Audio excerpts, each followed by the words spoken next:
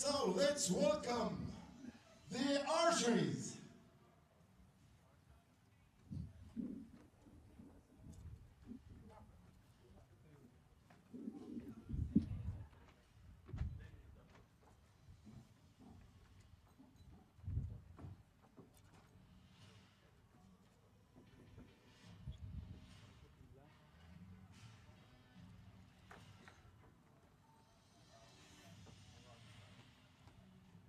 On the target one, Mauritius team, Charo Adrian, Hawking Harry,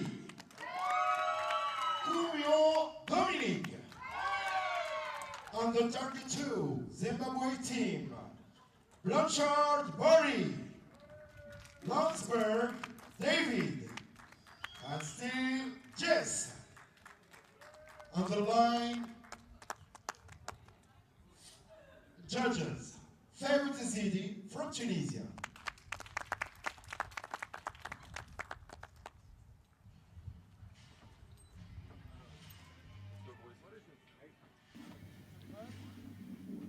So Mauritius will be shooting first. They line up with Adrian Sharrow, Henry Hao Kem Fat, and Dominic Kumo Singh. Zimbabwe with Barry Blanchard, David Landsberg, and Jesse Steele. So archers that we don't often see on the international circuit getting their moment in the limelight.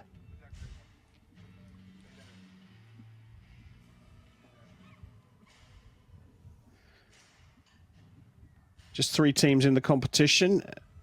Zimbabwe came through Nigeria in the semi-finals. It was a bye for Mauritius as they got the highest score in the ranking round of 1995.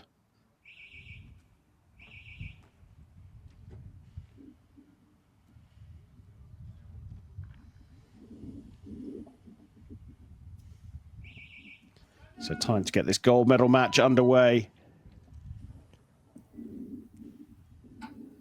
Dominic Koo with one World Cup cap, the 41-year-old, to get the match started.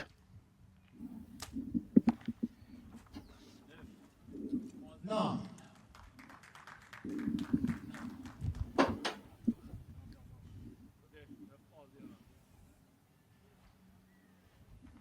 Henry Hao going second, 46-year-old, world number 174. And completing the trio, it's Adrian Sharrow.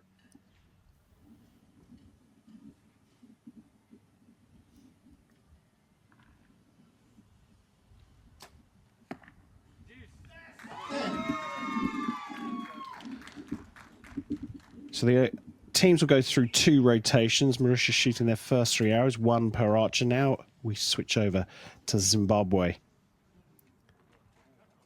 Barry Blanchard, 38-year-old, to start things off for them.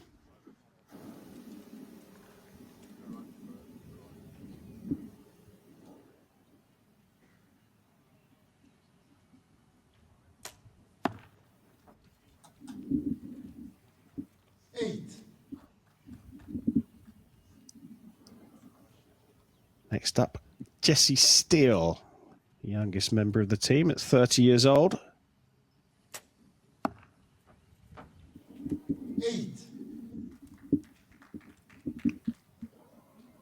And their third archer is the world number 204, David Landsberg.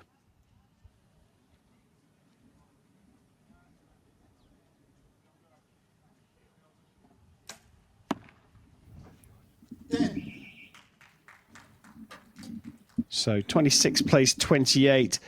Bernardo, anything you're seeing early doors? I think the wind is a bigger factor than we initially expected. We can see Koo's shirt moving with the wind blowing a little bit, and but the funny thing is that we see them making mistakes to the opposite direction of the wind. I wonder if they are overcompensating a little bit.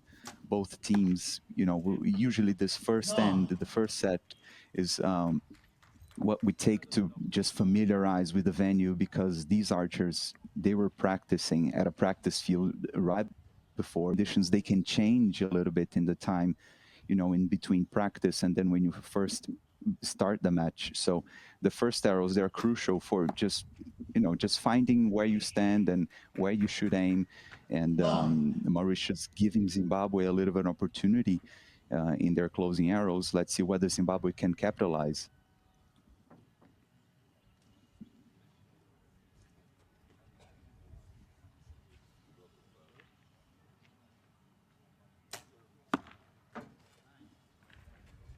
Nine.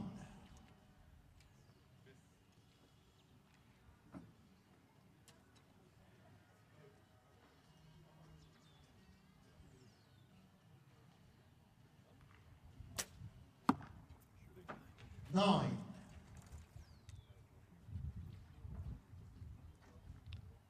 So a 10 required from David Landsberg to keep things all level. Compound scoring, of course, cumulative.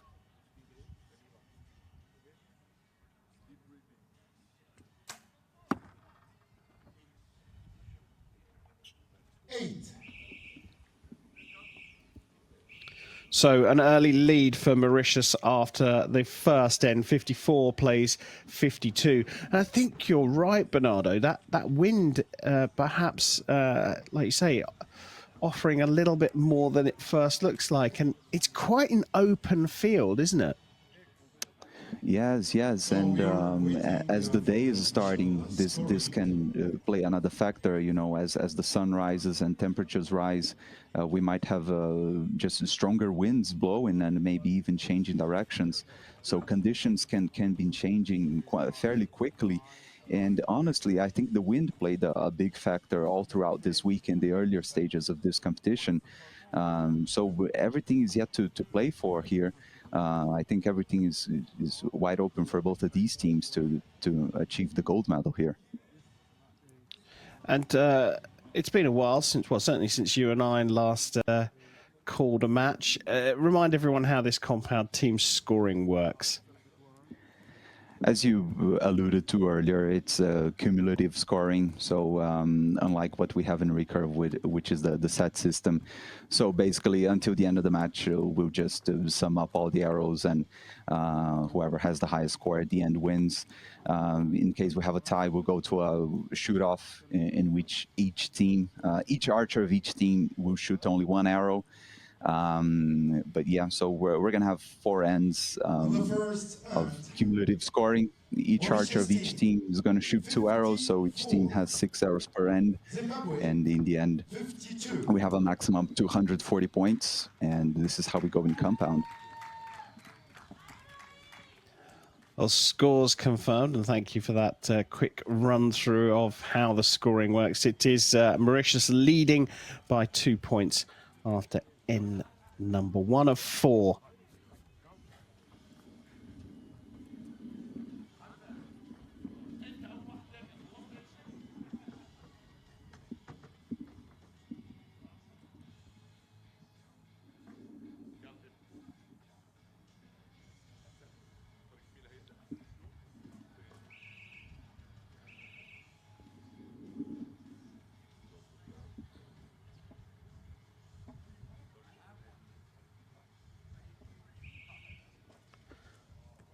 Start of end number 2 here in the compound men's team gold medal match. Zimbabwe trailing Mauritius by 2 will shoot first, and up first, it's Barry Blanchard.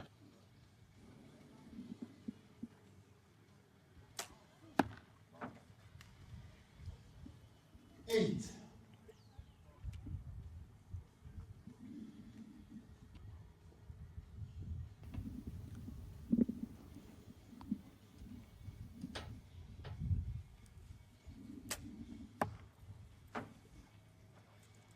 Seven, maybe 8.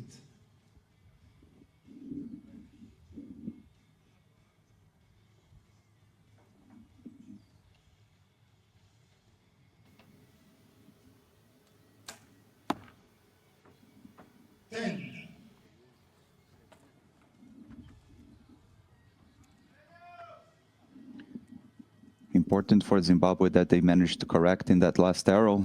We saw the first two ones drifting high. And as a team, you want to be communicating with your teammates all the time to be giving them feedback, because you should use your teammates' arrows as the guide for the arrow you're going to shoot. But nonetheless, Zimbabwe giving another opportunity to widen the gap. 9.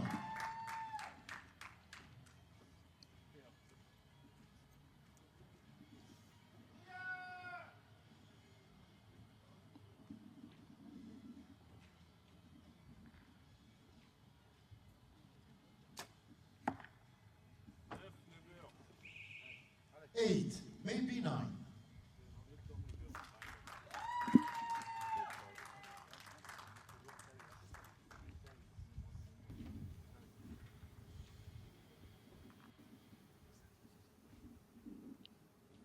Bit of pressure on Zimbabwe now, provisionally trailing by 5 points. 8.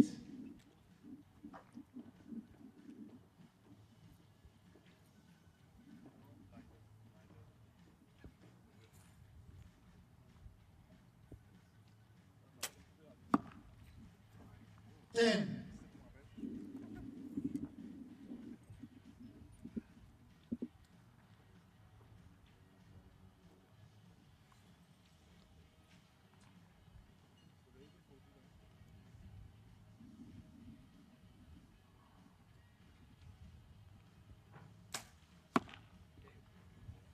10. Just what the Zimbabweans wanted there. Landsberg has been the highest scorer so far for them.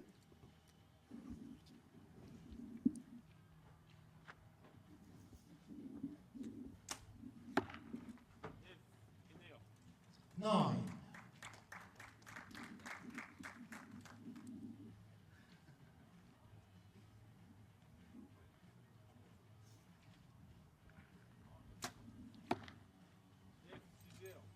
9.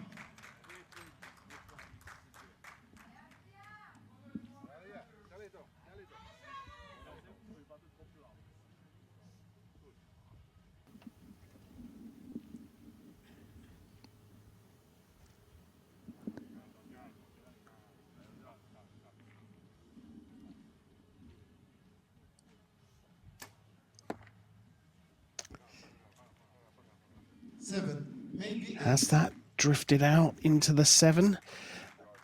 Not sure in venue, so we'll wait for that one. It's been provisionally marked as a 7, which would still give them that 2-point lead they came into the end with. A little bit all over the shop. And Bernardo, you talked about that communication between the team. It seems to be incredibly important right now.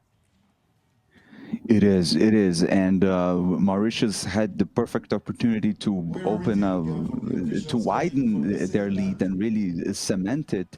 But we saw a very tense moment in that last arrow, something that is more prone to happen with compound archery, which is when you just draw the bow, because the movement can be quite strong because of the bow let off. We saw the arrow falling off the arrow rest, and then the archer having to, adjust that and put the arrow back while anchored. This is definitely something you don't want to be doing at a final for a gold medal. And because we have the time constraint, like you don't have a lot of time for just letting down and preparing the shot again. So that was definitely a quite tense moment. I don't see any teams getting too comfortable here. And that communication is just one of the tools you have in your belt, to do whatever you can to have an edge over the other team here. We saw, as you said, the arrow having to be replaced onto the rest whilst at full draw, whilst at anchor. I mean, explain to everyone just how difficult that is. Yeah, the delicate thing, like the detail here, is because in compound archery, because of the cams, like those kind of wheels that you have at the extremity of the bow, we have something that is the let off. So at the beginning of the draw, the bow is like super hard and it's very hard to pull. But then in the middle of it, it gets really so much easier because the cams, they absorb the tension. And then this decrease in tension can just make the movement, not be so smooth. And then you can have this, tweak in the bow. And sometimes the arrow can fall off the rest. And you definitely don't want to be doing any unnecessary movement while anchored, while aiming. And this is what the archer had to do. And yeah, I think it wasn't too bad that still landed on the red. Yeah, well, Mauritius got the 2 arrows that went for a measure, both marked up. So they have indeed extended their lead by a single point, but there was an opportunity there for them to go 5 clear. Now just 3 clear, and Zimbabwe will shoot first in the 3rd.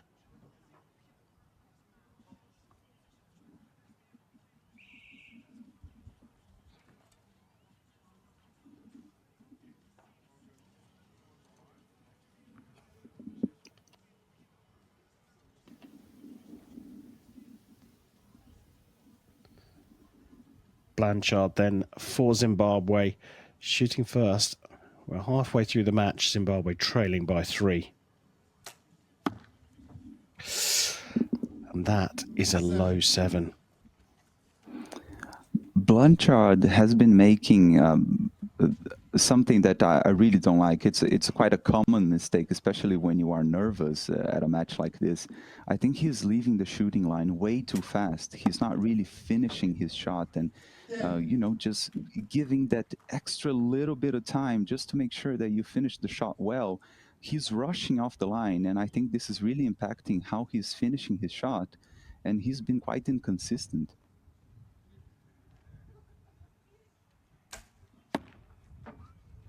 Nine.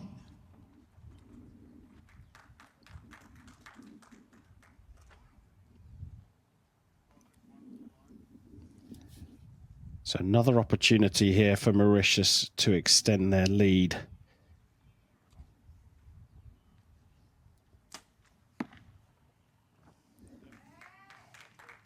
Nine. Lead beaten.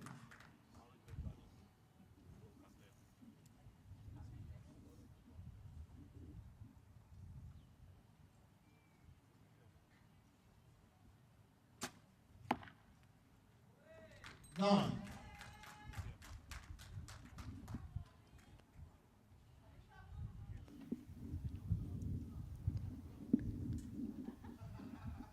And something that caught my attention here, as we're going to see Zimbabwe shooting next, we can compare with the Mauritius team. Mauritius, they have longer bows, which are bows that are more suited for a target setup, which is the kind of competition we're having here. While Zimbabwe, especially their first 2 archers and Blanchard on the screen, they have more compact, shorter bows that are more suitable for field archery, for example, because it's a kind of competition where you have to be walking around with your bow, and something more compact is more just better to handle. But in a target competition, these shorter bows, they can be a little bit more unstable and harder to handle, especially for precision, which is what we have here. So I think this can be a little disadvantage they have. Nine.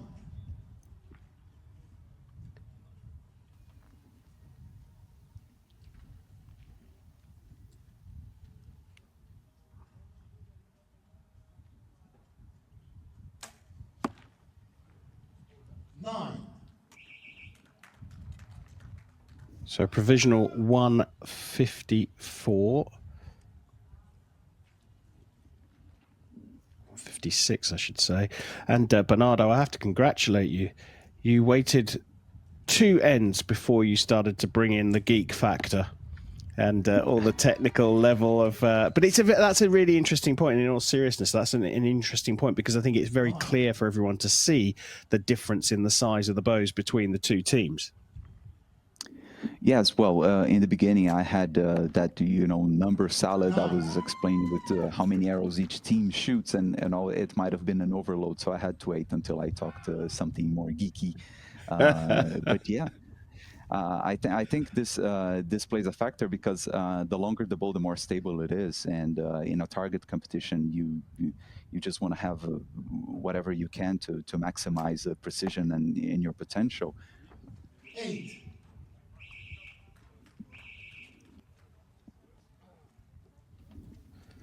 I think it's clear for all to see that Mauritius have capitalised. Is there any particular reason why the Zimbabwe team would use this type of bow? Is it because they more regularly compete in the field? I'd say so, yeah.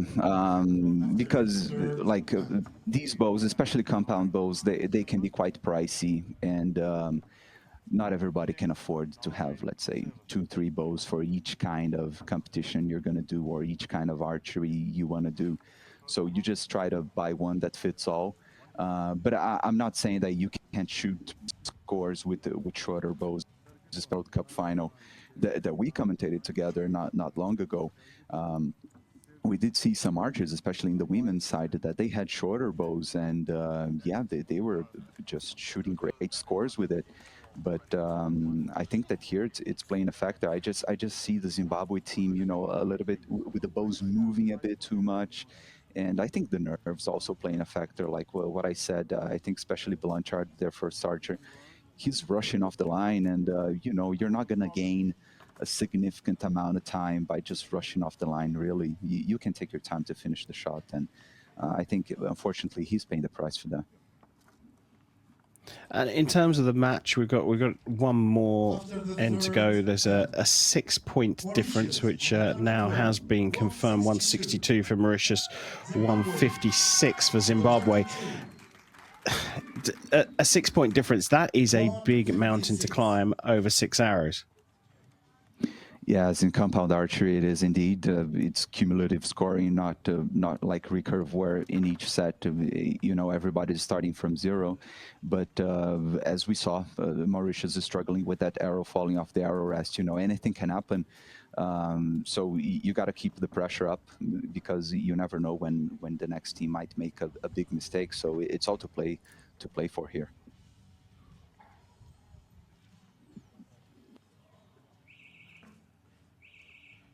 Start of the 4th and potentially final end of the compound men's team gold medal match here at the African Championships of 2023. Zimbabwe shooting first, trail by 6, and they need to put down some big arrows here to put some kind of pressure on Mauritius.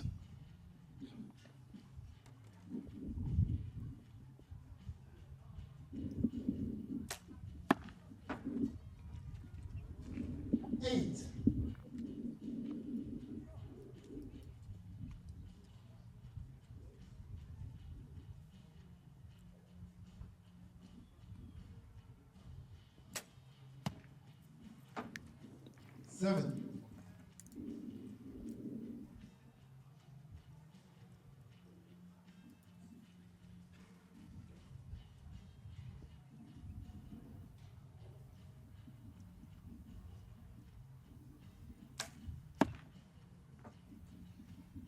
Eight.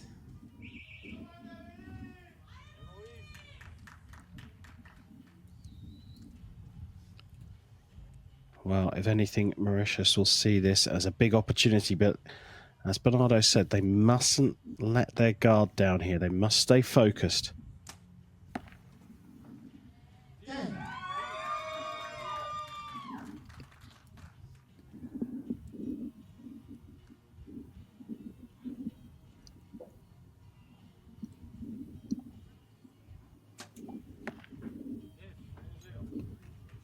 No.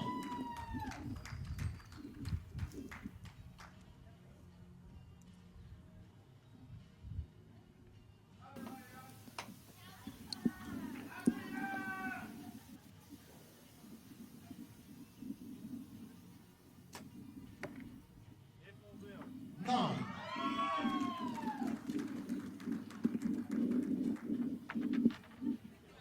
Well, that's certainly taken some pressure off their final 3 arrows for Mauritius. All Zimbabwe can do now is put down their biggest scores possible.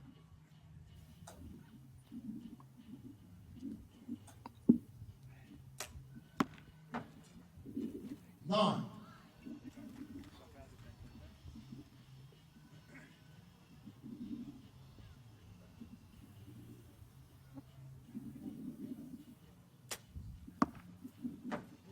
Nine.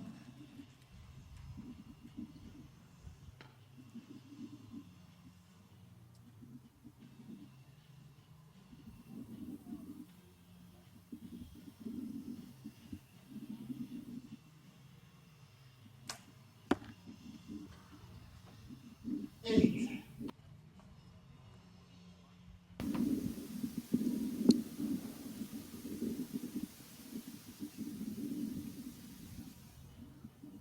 So a 205 set for Mauritius. Nine.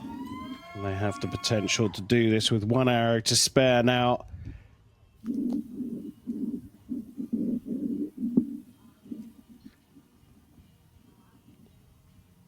Well, Henry Howe see them over the line. Looks like he has.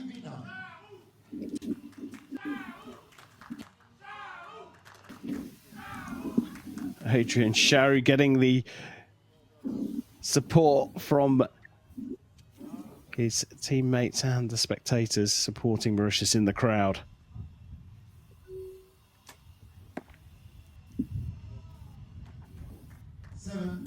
Drifted off into the 7, but it matters not. That is a convincing win for Mauritius. Yes, 1 arrow will probably go for a measure, but it will be the difference between either a 10-point or a 9-point win.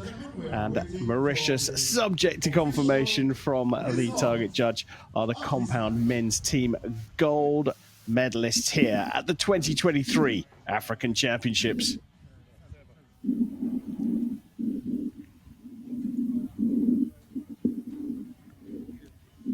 Pretty dominant performance there, Bernardo. Indeed. You mentioned that they should just stay focused, not think too much about the result in the last end, and that's exactly what they did. Super solid shooting by Team Mauritius. I think they were never really threatened by Zimbabwe, except in the beginning. They just had a couple of arrows off here and there that scare of the arrow falling off the arrow rest. But you know, other than that, they were super solid and just were on it all the time. Zimbabwe for sure. It's never good when you lose the final match. Everybody came here today expecting to go home with the gold, but yeah, I think Team Mauritius really deserved this gold medal, and they are the African champions. For Mauritius team for the gold medal.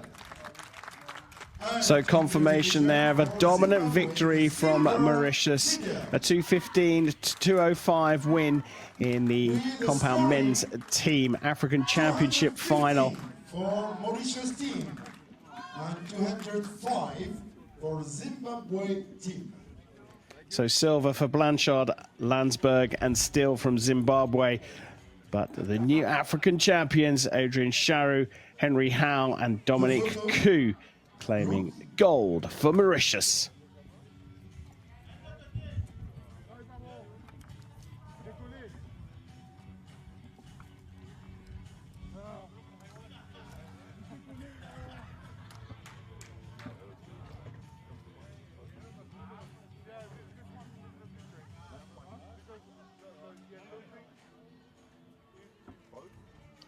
Thank you very much.